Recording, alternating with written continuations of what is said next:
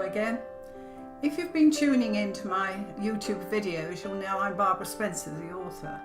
I've been writing for children and young people for the past 12 or so years. A couple of years ago, though, I decided I'm going to give up writing. It didn't work. I've written 3 books since then, but I just changed genres, and now I write for adults.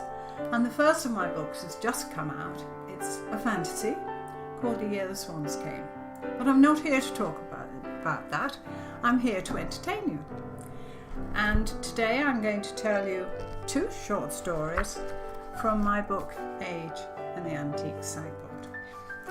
Here's the first, and they're very short, so listen carefully. A Brave New World. Once upon a time I possessed a very nice and very cheap mobile phone.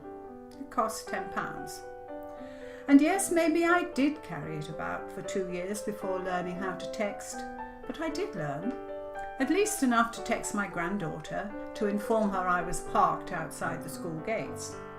And yes, maybe it did spend most of the time switched off. So I missed alerts from Orange and the occasional missed call from my granddaughter, but it worked. And so it was there in an emergency, which is what I needed.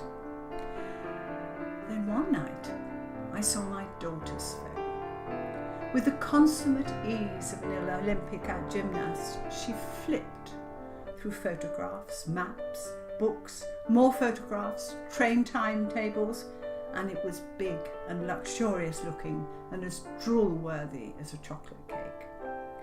And so I entered the world of modernity and bought myself a really, really proper phone. You know the type. You have to recharge every night, and it already has a Google app installed that tells you where to go and takes a picture of it. A tutorial from my daughter, and I'm away. Next day, a second tutorial from my daughter. Unfortunately, this time I'm not wearing my glasses, so I haven't a clue what she's on about when she points to a tiny blob on the screen and announces this is where I live. This is followed next day by a tutorial from my granddaughter. She introduces me to QWERTY and would kill for a phone like mine. To show me how to use it, she snatches it away, presses keys at the speed of light and says, "There you are," and hands the phone back, leaving me none the wiser. A week later I'm asking myself, why did I bother? I really was quite content to take a book in my handbag, read a map, and charge the battery on my old phone every 3 weeks or so. If you want to read Age of the Antique Sideboard for yourself, go to www.barbaraspencer.co.uk to go buy your copy today. My second piece, equally as short as my first. I seem to be having a dig at my granddaughter at the moment. I promise you I'm not. I love her to death, but she really is very funny and keeps me in stitches most of the time. So my next excerpt is called Bring Back Real Bottoms. In this technological age, the ability to communicate with one's grandchildren presents an ever-increasing challenge, particularly if you're hoping for something other than a monosyllabic response.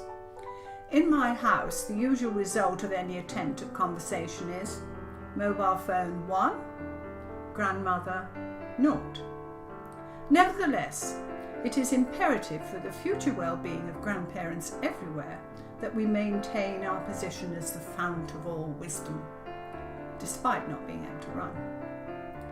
No longer is it just enough to feed the little ears and tuck them into bed at night. We also have to constantly reaffirm the dwindling belief that we really do know best.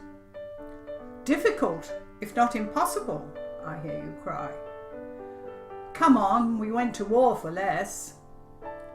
From long experience, I choose my battles and the ground on which they are fought very carefully, and make sure the odds are stacked firmly in my favour before embarking on my campaign. Unfortunately, Since my daughter spread the totally unfounded and quite malicious rumour, never, never, never ask Baba a question unless you want a 15-minute answer, any sort of skirmish has become something of an uphill battle. In other words, I'm scuppered before I start. Still, I'm nothing if not a fighter, relegating skirmishes with my granddaughter to the car or walking down the street where she can't run away. And so it was one day we were strolling through Bath that I dispatched the opening salvo. As a matter of interest, what do you think about boys wearing pygmy-sized jeans? What are you on about? She said. Trousers with a waist hanging off their bottom buttocks and a crotch level with their knees. Oh, those. Surely you don't approve, not when you girls spend half your time drooling over film stars and footballers. Young guys who wear those sorts of trousers should be dragged into a clothes shop and forced to inspect their rears in a mirror. Shh! Granddaughter flashes an alarmed glance at passing pedestrians. Not so loud! Someone will hear. No matter, I continue in a superior fashion. Besides permanently dislocating their knees, I mean, have you watched how they walk? At best, it's somewhere between a slurp and a shuffle. God help them if they ever come across a charging rhinoceros in the street that has escaped from London Zoo. I threw in that bit to check they were still listening. Look what happened to James and the giant peach. James's parents were eaten up in no time. Snort of derision from my granddaughter. That's the story anyway, rhinos are vegetarian. Are you willing to test the theory? I challenged bravely. Besides, says I, warming to my theme, they look like they're wearing a nappy. Great. A muted giggle. Okay, firmly in the saddle of my hobby horse, I push my luck. And whatever do their girlfriends think?